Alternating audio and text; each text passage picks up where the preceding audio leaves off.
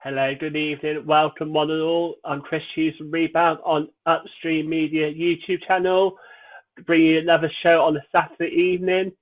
Tonight, I'm delighted to announce we've got Coach Lloyd Gardner with us. He's got a wealth of experience from grassroots up to the international setup, and I'm great to discuss stuff he's done and his opinions on basketball. Yesterday, we had Hannah Shaw on, and we sort of discussed up the female side of the game. As I say, back to the male side, maybe how we could continue growing the game. Welcome, Lloyd. I hope you're well. Yeah, great. Thanks a lot for having me, Chris. That's all right. I say it's great having people on the show to discuss basketball, keep us informed of what's happened and what's going on, and give us something to do while there's not much basketball on the court to be physically watching. So I really want to get you on the show so you've got wealth of experience, wealth of knowledge, great to sort of tap in and get your thoughts and stuff. And I think this season was a really good season in many ways. Obviously, there's some negatives as well, but one focus on the positives. And I feel great way to start because like the grassroots game, we saw Bargain, Maelstrom and Harringay all challenge stuff board. And I just wanted your opinion on what academies in the UK do well at the moment and what challenges do you think they have with challenge stuff abroad? Yeah, of course. Well, obviously, I no doubt will have a slight Barking bias. I haven't been there for 13 years, but I'm a big fan, big component of the academy structure in the UK. Speaking to coaches abroad, speaking to coaches, especially from Europe, they love the model that we have in academy basketball. The fact that you can combine academics with your basketball.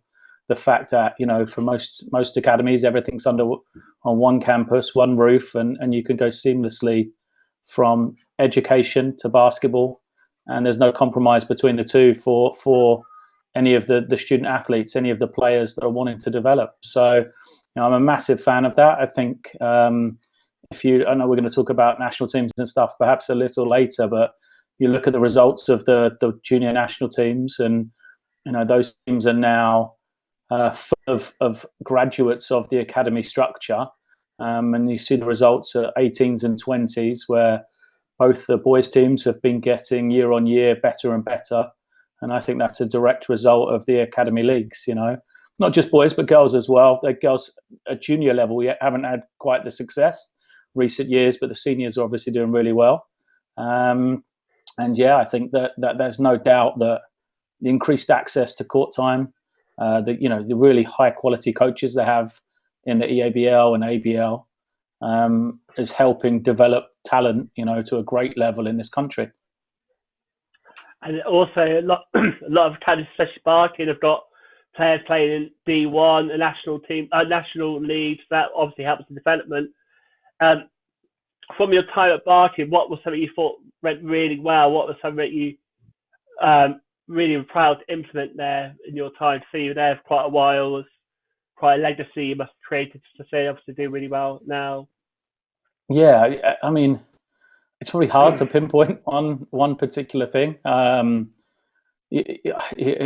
a lot of different ways you can look at it. Obviously, we had great success on the floor, so I can kind of say that the success of players that we had, individually as much as anything. Now they've gone on and moved on and had great careers, throughout the world. But also, you've got to. I'm also proud of the other guys that perhaps didn't make it in basketball, but are now doing it either within the game or outside it, have done great things. Look at someone like Ricky Broadmoor, who's there now coaching at Barking, and he was a student that came to Barking at the age of 16. I'm sure he won't mind me saying perhaps not the greatest academic profile at the time, but he's worked and worked and worked, found a career within the game, done really well. And I look at other players that were there that probably without basketball, without the help of somewhere like Barking, would have been a far different future than the ones they've had, and that's really proud for myself, Mark, James, Ricky, Karen, Tope, all the coaches that we've had at Barking over that time. On the floor, probably it'd be hard to beat. The year, I think 2015. I'm sure it may be the wrong year, but we won Division 1 playoffs, with a group of Barking Abbey students plus one external player. So that was a really proud moment on the floor. for sure. Yeah, lots of achievements. Saying obviously Barking continuing that legacy and still in D1 competing well. You mentioned about the GB junior successes. I was wondering whether maybe a player or an age group really impressed you from last summer's successes. So there was quite a few leading up to obviously the ladies senior success, but obviously the juniors hasn't really success. I wonder if there's one or two players that caught your eye and what people sort of keep an eye on looking forward going up in the next few years, so they make their steps towards senior side. Yeah, again, probably unfair to pick out too many individuals because no doubt if I pick one or two out, I'll miss one or two. But that's probably the way it works. But no, the junior teams last year, I think the best ever finishes was it best in 18s and 20s for the boys. So really strong performances. I think that I still even now speak to a lot of college coaches in the US, and even today I was speaking to a couple and said that the class of 2021, so to speak, in the academy structure, I think is arguably one of the strongest in recent years. Got a host of guys that will be NCAA Division I players. I would have thought should they go down that route. Obviously, Cameron Hildreth is probably the one that people watching this stream know about because of his success in Division One. But there are other guys as well. Veron at Barking, I think, is ready for a big year. Ethan Price at Ipswich will be playing Division Two again with them. He's going to have a big future. I think Blake Bowman at Derby will have a big step up year and more increased role for their Division One team as well. And then Giovanni at Charnwood, perhaps he is a little bit further away right now than being the polished player of the other four, but potentially I think he has a really big future. And I'm not sure what the plans are for him at Charnwood and Leicester, whether he'll be part of that Division One team next year or what their kind of development pathway is for him. But I think he's another one that will have a big future as well.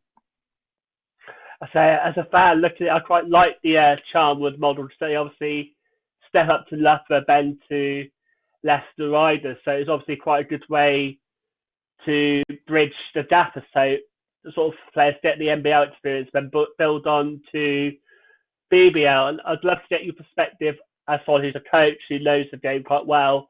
What your thoughts about how we could further bridge the NBL to BBL? Because maybe the gap's not so big at the top of NBL, bottom of BBL, but how maybe teams take the next step and sort of be more competitive. Yeah, absolutely. I mean, Solent, I think, proved that the gap between the bottom and the top of those two leagues is nothing. This year that's for sure, but that's no surprise to anybody. For me, obviously I was in the BBL, but only for a short time. And one of the things from an outsider's perspective, more than being involved, that frustrated me was I found a lot of the teams as a whole generally. They in recruitment and things, that they weren't very creative. So they weren't creative in trying to find or look towards the NBL or even the youth leagues, the academy structures for players that I personally felt could come in and contribute. Now, some of that is, it's a tough world of professional basketball. Having to win now and developing players and giving them a chance isn't perhaps something that you do. And then also resource-wise, the teams that perhaps have the resource to do that are the teams like a Leicester that don't really need to do it. The teams at the top and the big budget teams or the bigger programs, they don't really have that same need to fill their roster with players from the NBL because they're able to recruit high-level players all throughout their teams. So, I would love that. I would love, more and more players, especially, the youth players. So players from the academy to start to see the BBL as a true stepping stone.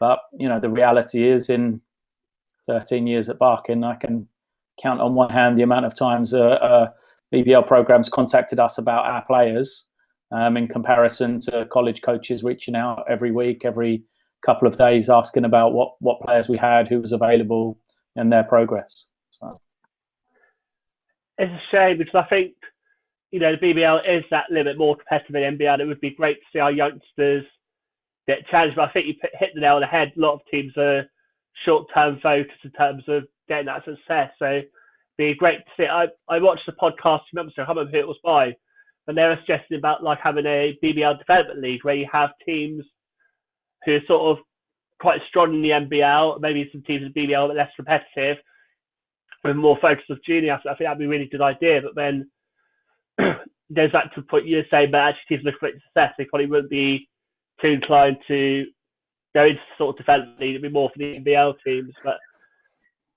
yeah, I was so wondering what your thoughts about that would be. Yeah, that would be Mark Mills, make them take them. I would have thought that. That's it. You know, he's a big proponent of the development league for sure. You know, personally, people that know me know that I have my own ideas. You know, I feel that the BBL team should be. You know, I think a model to look at is perhaps France, more than having a development league in the you know, a second tier, because as far as I'm concerned, that is NBL 1. That's that league. The jump may be there, but that's what it's there for. But you know, the French model, they have a league called Espoir, which is up to the age of 21, and the Espoir League mirrors the Pro League. So when you have Le Mans playing off against Asvel in Pro A before the game, the Espoir team of those two clubs will play against each other as well. So it gives the opportunity for younger players, perhaps at the top end of the Espoir team, to then sit on the end of the bench, perhaps get a few minutes afterwards with the pro team as well. And I think, you know, a structure similar to that, where BBL teams would have some sort of youth arm, and it may link into the existing structure of academies, and playing before their team, allow those players to then see the BBL, be a part of it, perhaps start to sit on the bench, become practice players, and forge that link to be stronger and closer together, because at the moment there's no link at all, which is a shame. Definitely, I think that's very true, and it would be good to see it kind of more frequent. I say we obviously mentioned about the Leicester model, but that's not the majority, the minority, and we're real ashamed that it's not in the case now. And hopefully that will change in the future, but we don't know. To say obviously what's going on at the moment is a bit uncertain about what's going to happen this season in BBL finishing and starting. I think it's crazy. I think they should just stop now and plan for what's going to be the best BBL model for the future. I would love to get your tough thoughts. Thing for them though financially. I would just say, you know, that's the thing. I think as long as they can try and hold on to a player finally at the O2, they'll try and do that. And you can't say it's a bad idea to see at this moment in time if it can happen.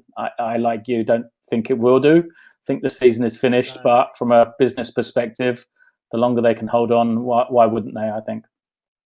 Of course. To say that the playoff final, obviously the trophy final, bring a lot of income and obviously eyes on the game. So it's very foolish to say not to have it, even if what seems to be common sense. But it's actually, from a business point of view, like you say, it's very important for them to try and do it, because that's their big, I don't want to say payday, but it brings a lot of money into the league, which unfortunately British basketball does need a lot of finance and TLC at the moment, sort of to raise it. I obviously, you know, from your time at London City Royals, I won't go too deep into that. That's a big can of worms. I don't think we've got time to discuss it all.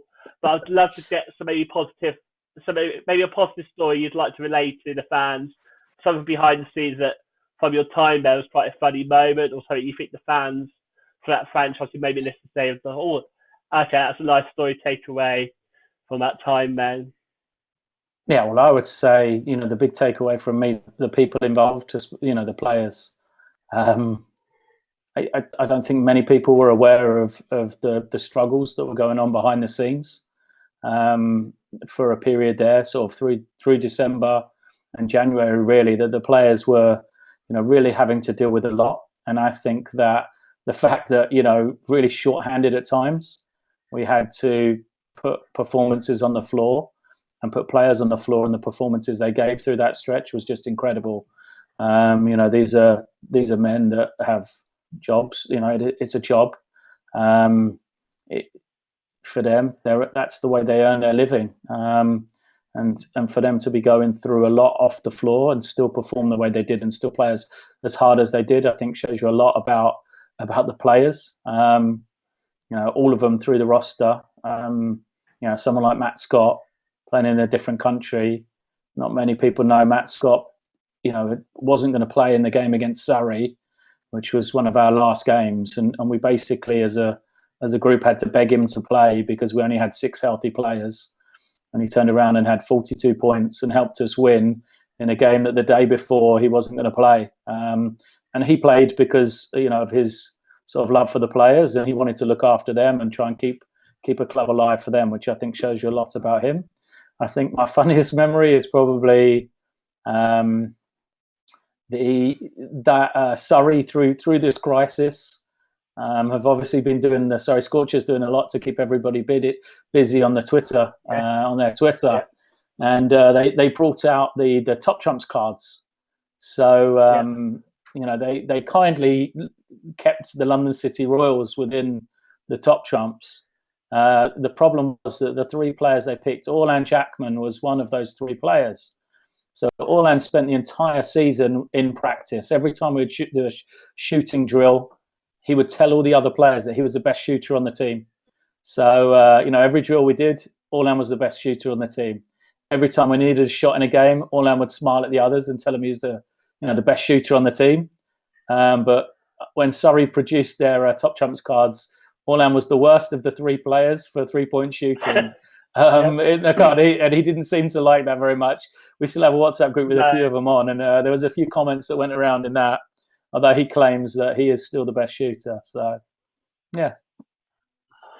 I love that you mentioned Surrey Scorchers. They've done a lot to raise the game during this off-season.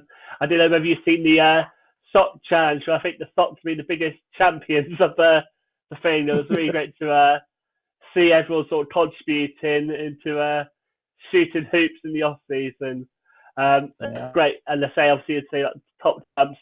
Hats off to, I think it's Tom Lanning and the team for creating great content to keep us entertained. So it was very thoroughly fun. Anyone who hasn't seen it, I'm sure the video's still online for you to watch the sock cup competition. Quite a few people did like post match interviews, which I thought was quite funny. And then obviously they're all filmed.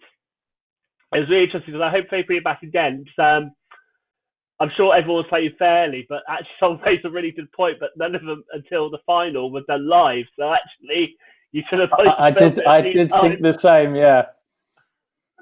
Definitely. There was a few takes for some of them.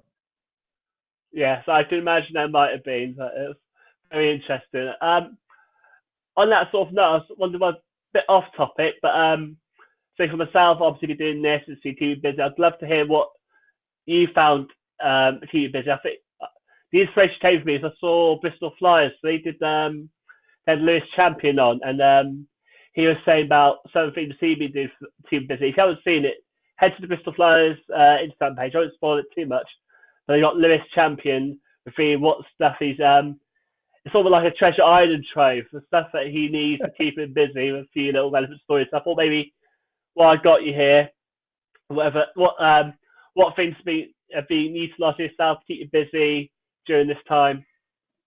Yeah, well, I got 2 kids who love to keep me on my toes right now. So to be honest, I've been doing some work and trying to keep up with it. There's, from a coaching perspective, the coaching community across the world seems to have come together a lot. So there's a lot of content online, just trying to keep up with that. I've been lucky enough to be in a couple of kind of UK coaches groups as well. So presenting on one of those tomorrow for Alan Keane of the Reading Rockets, which I'm looking forward to. And obviously a good group of coaches as well who, I like to keep in contact with and keep in touch with in social media. Outside of that, I can't really give you too many, funny things or things I have to do with. Right. I've got a dog and kids. That's plenty of time taken up right there. That's it. So really, and I'm glad you mentioned the contact with coaches. As I say, there's a lot of Zoom chats. Obviously, you guys interacting.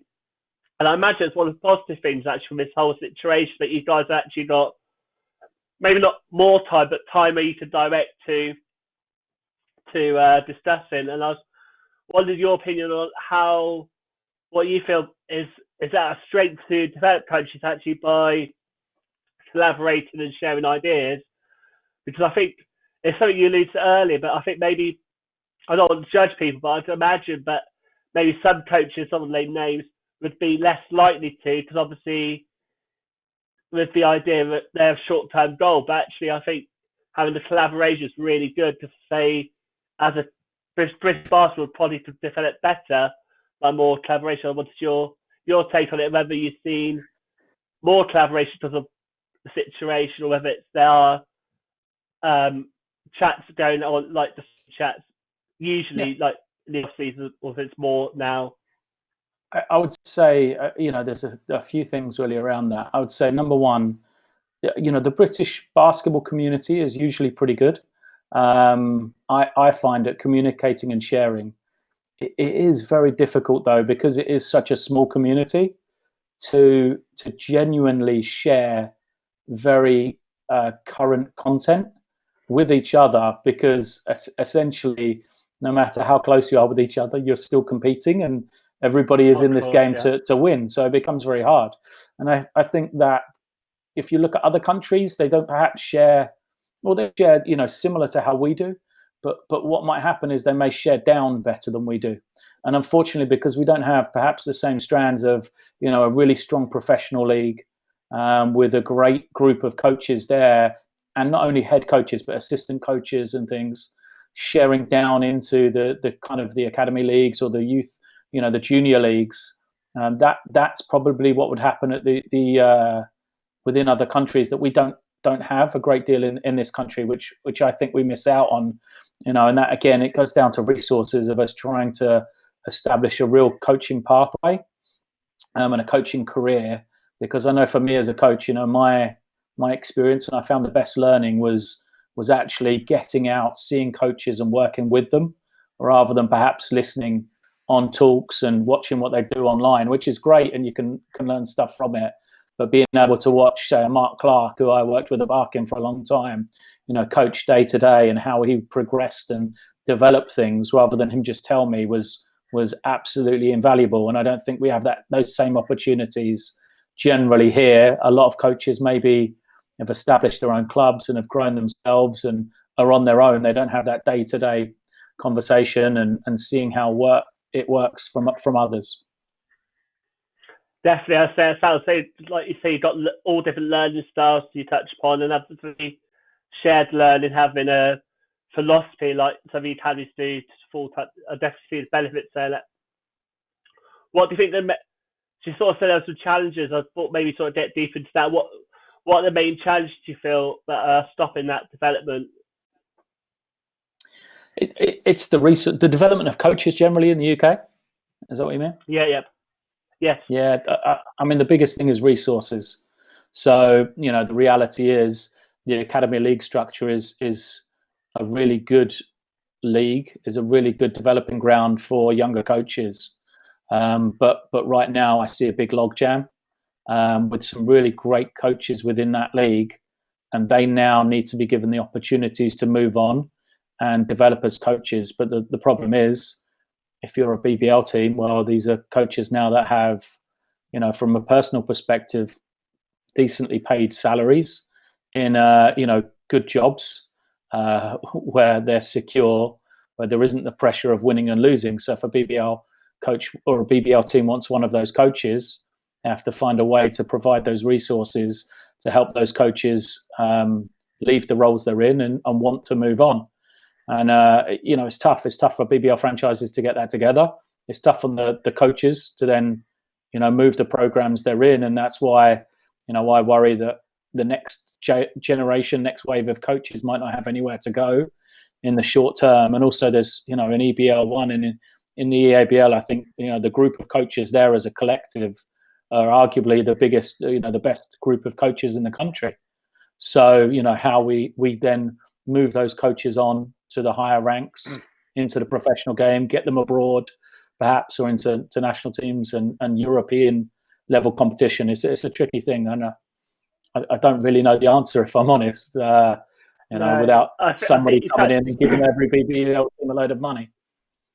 Of course, and so that takes time to sort of develop the sponsors and put the money in the right places. Say, I fully appreciate BE and NBL got a limited pot, and it's about satisfying the whole community, not just the international community. Say, fund the national teams, fund the grassroots. So, it's like a sliced toast. You got your butter, but it's sliced thinly across it all. I think it's the best analogy I think about that.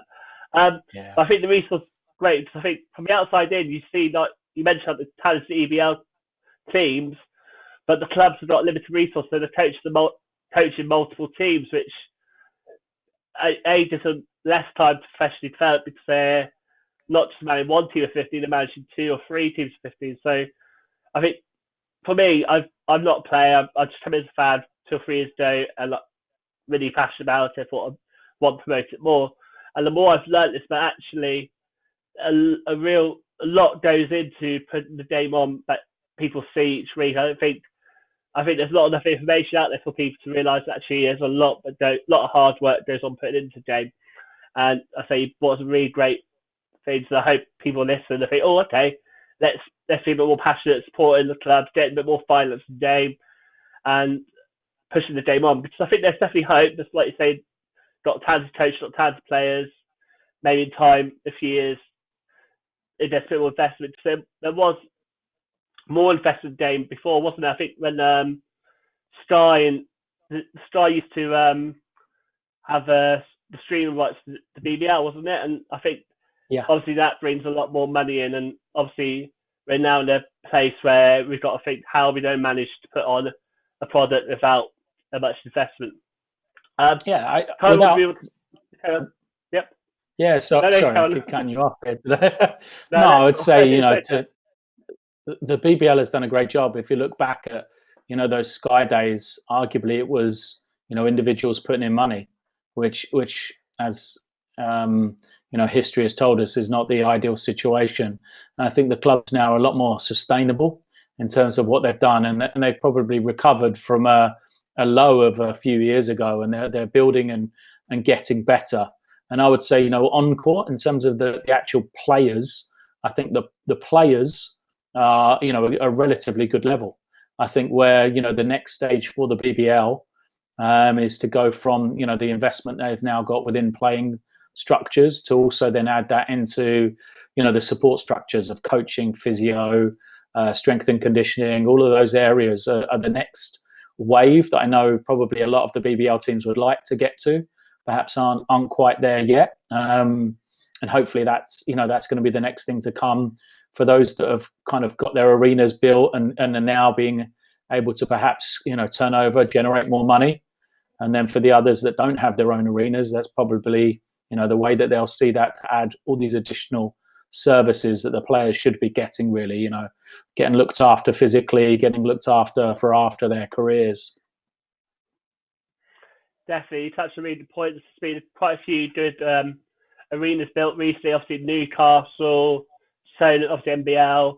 I'm really excited to see what Bristol does because they're looking at putting, I think it's 2 or 3 sports in the same building. That's really great because you just share resources and obviously expertise. Just a fitness and conditioning coach for football to probably give some quite low cost, relatable information for the basketball players to do. So, bit off topic, sort of in a way, but so I asked a question the other day. I had a guest on, and they were saying about how academies play a role in that. We sort of touched on that, but like that when they posed the question to me, about stopping, maybe not stopping, but maybe giving an option.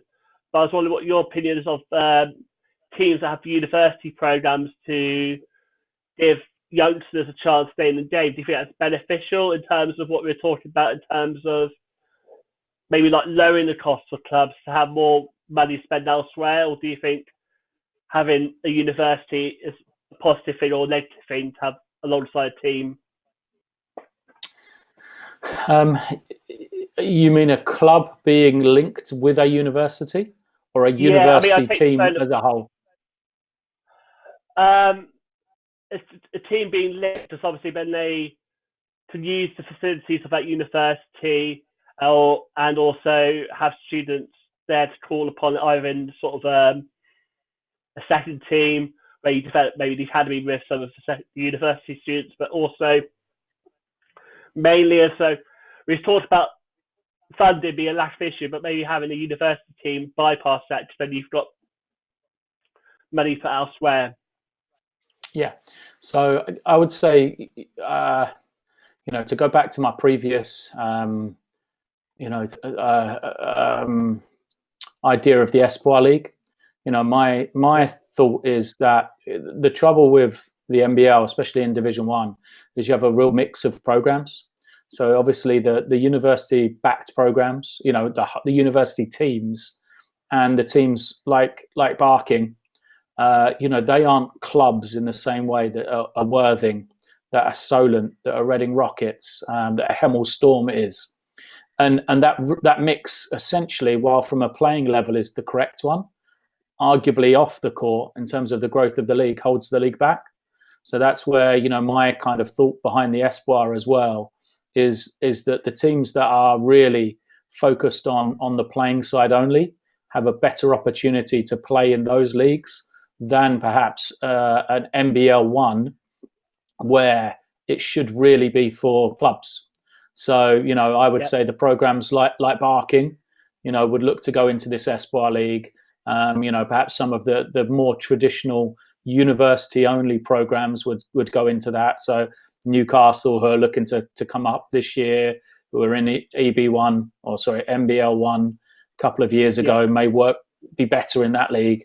And that would allow the clubs like Hemels and Solents and Readings that are traditional clubs, have the resources, have the volunteer base, have youth programs all the way through, perhaps to be, true NBL clubs. So I think the university links are great. The problems that, the grey hairs show you I've been around long enough now. And unfortunately, a lot of the programs, it feels a lot of the university programs can change very quickly.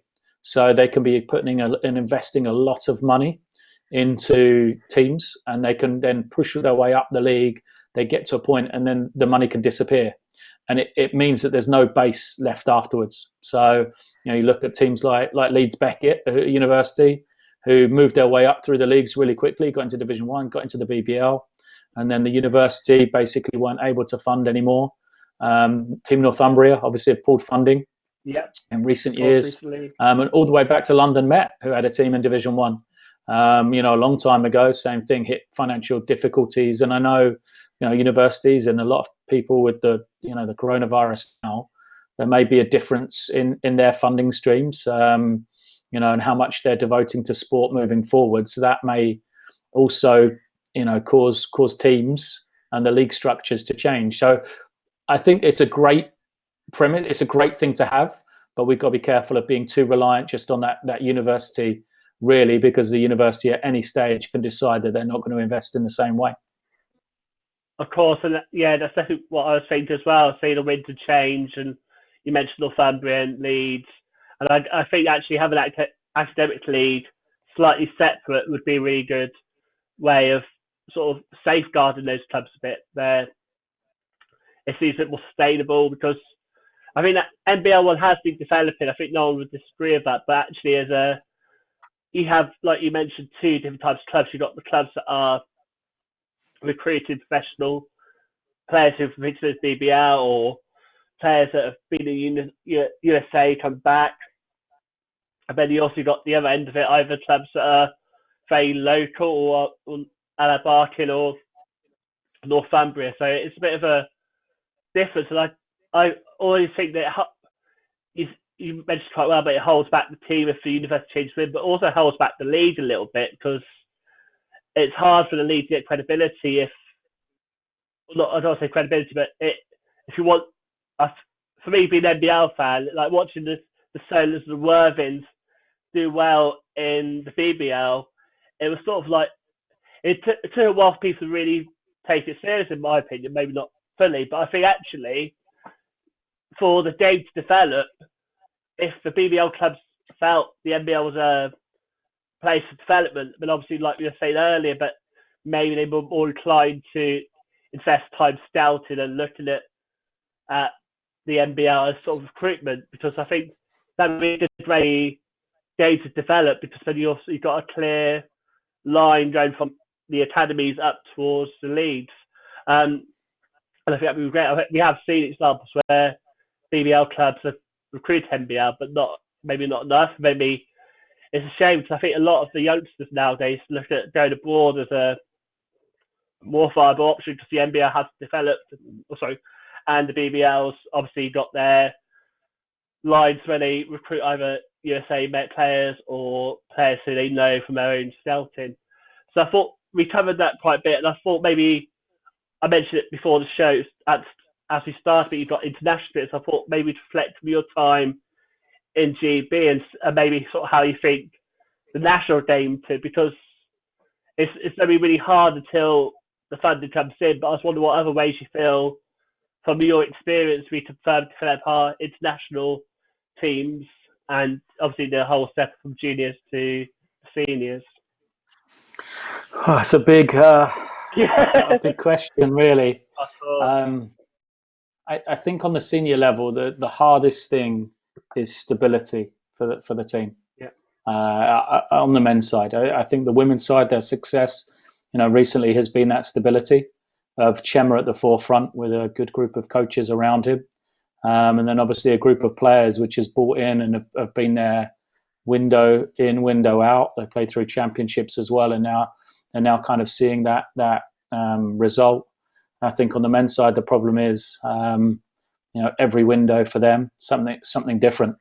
So when I was involved, obviously Tony Garbolotto was the head coach, and then Alberto came in alongside Herman Gabriel, and Herman was out, and then Alberto was there with myself and Mark, and now Alberto's not involved, I'm not involved, and Nate was involved, and now Mark's taken over, and then supposedly if Mark gets qualified, I've heard that Nate's then going to coach, and it's very difficult when there's lots of changes. So I think that they need to try and find stability with that program, but obviously that comes back to the funding, which is hard. On a youth level, it's the same. A lot goes back to funding, but I think that on the boys' side they've done well because they've had a group of good coaches in recent years across the years, and that's really led the program. And I think the one thing is to try and find a way to get the best coaches to still be involved in those programs, because that will make the programs better. That would then increase the likelihood that the best players are playing, increase their enjoyment level, and therefore the teams will do better. So. I totally agree. I was listening to another show on this channel with Coach CJ, and this debut show he had Coach Carl Brown on, and I think he raised a really important point. But when I think it was the under-20 team, he had the summer just gone, he had 2 professional players to call upon, and I thought actually that's a really good point. Is that we were talking about it earlier about how the youngsters stay, unless they're playing at D1, don't really have a competition to play as professionals. And I was wondering whether you thought maybe if we had more players in the BBL playing professionally for BBL sides, whether that would increase how competitive we are as a nation on the international side, having more professional players. So what are your thoughts on that? Yeah, 100%. I remember being at the under-20 championships in Chemnitz in Germany before we started. We had a warm-up game against the German national team before the tournament, and I said to Dootle and Josh Merrington, who were the 2 coaches, Mark was the head coach, myself and Josh were the assistants, and after the game, our top scorer was a player of ours from Barking, and he had just gone against a guy from Germany who was on a 60,000 euro contract, and I said, well, that's the difference right there. He's on 60,000 euros, and our guys are attending a school in East London, and having to pay for their accommodation to live there. So that's the difference in levels right now. And that feeds down from the money within the top league, unfortunately, which isn't there. So yeah, I would love to see the PPL teams compete and recruit these players, but the reality is they've got to have the resources to be able to do that. And like I said, I would love to see them do it, and I think they can do it better, but it's very difficult for them for sure. Yeah, of course, like you're saying, their goals are more prone towards individual success that season, and I think also the pull for America. So that I totally understand from their point of view why recruit a 16-year-old who's very talented, but actually, spend all that time investing in him when he's probably going to go to America and potentially probably outgrow the league because of the resources. Totally, it's almost like a chicken and egg. You can promote the players, then you won't get any reward from it, or you don't promote the players and you still do get reward. So until, like you say, the funding issue comes, and it's a tough one. But I like you say, there's enough to be positive about. There's some real good things going on, but just hopefully we build on it. I do think if it's marketed correctly, it to make a massive difference. I want your opinion. So I think it was the international window recently where we had 2 Team GB games in Manchester. And I know stark difference from where there's one game about Obi Soko, and then the next game Obi was then whole marketing ploy of that. It was a filled stadium. There was more social media interaction, and I was wondering whether you thought what role social media markets play. Because obviously we've seen in that one game how maybe Obi Soko's Love Island success sort of transferred to basketball success, which probably thought actually very unlikely, but actually showed that it was just a little bit of marketing, a little bit of investments. Obviously, he brought his sponsor over. It can make a difference. I want your opinions on that. Yeah, I mean, I'm not an expert in that area for sure. I think that the thing for me, and again, I don't know the answer, and I don't know if anyone knows the answer. That's the problem.